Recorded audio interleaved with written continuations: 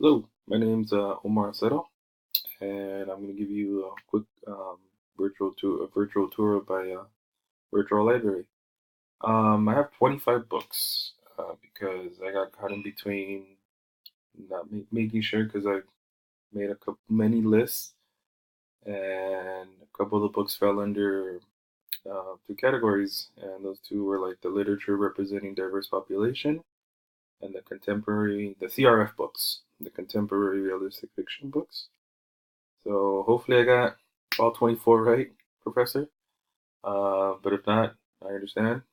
Um, so let's get started. I kind of went. I tried to make this in order. I couldn't figure out a way to assist custom ordering, but it never really kind of worked out that way.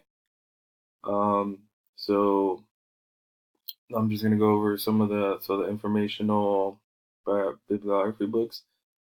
These are the three I chose. I really like the what did you do what do you do with a tale like this, because this was part of my our group discussion, and I really got a lot out of it, and this is one of the books I would use in the future for my class. It's a really good book where you get to learn body parts of animals and how they work and why they have these, and so it's pretty cool. It's pretty unique. That's something that one of the books I would use in the future. These are my historical fiction. I really went with these three because I looked it up, and I want to say these are my favorite, but these are kind of the ones that kind of caught my eye.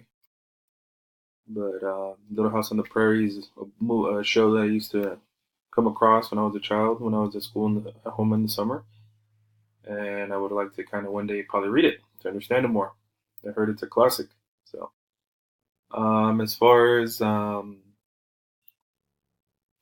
these books are here, No David's a really good classic book that I see being read now to my preschoolers slash kindergartners, and they really enjoy it.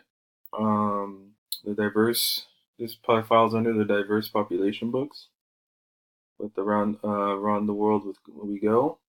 As far as fantasy books, and see if you understand, it's all shuffled. I couldn't figure out how to or make it in order so I can just talk about it group by group, but doing the best I can.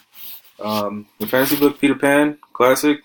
Um, Probably one of my least favorites, but it's one that I think a lot of people can that would understand will kind of identify really quick. Boy and Bot was another book that I read on my own for one of our modules, and I had him like a write about it, give a review, and I really liked this book. I really enjoyed it. I watched the YouTube reading of it, and it was great. They were both trying to fix each other, and at the end of the day, it had a good story behind it. And it's just about imagination in the month. I think one of the biggest things that children are kind of going away from. Ender's Game, a movie I watched that I came across and I really enjoyed, and I one day want to pick up the book and read it. Poem books, I really kind of not really about it, but it's one of my least favorite, the poems, because sometimes it's hard for me to figure out. Um, I really enjoyed Harry Potter, read all the books. Definitely would recommend this to some for like summer readings, probably for my students in the future if I have older students. Saw them, and then Tortoise and the Hare is a classic. Um, Always kind of has a good story behind it. It has a good lesson.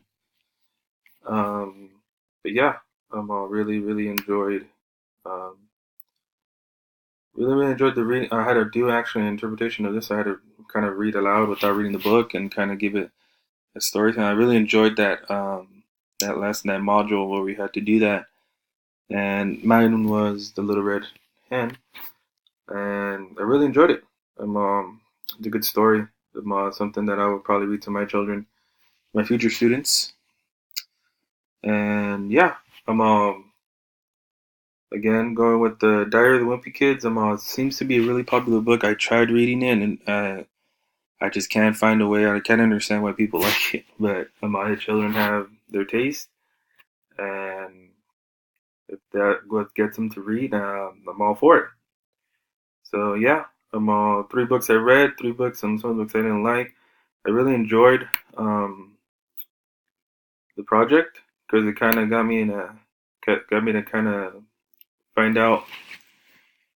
Um, it kind of made me understand where certain books fall under categories, and I would definitely recommend this to my nieces and nephews if they have like if for like Christmas list ideas, like books they want to read, books they read, maybe they like. So I really, really enjoyed this. I really got a lot out of this project, and yeah, thank you for having us do this. And well, that's it. That's my virtual library. Hope you enjoyed it. Hope it's all right. And talk to you soon, sir.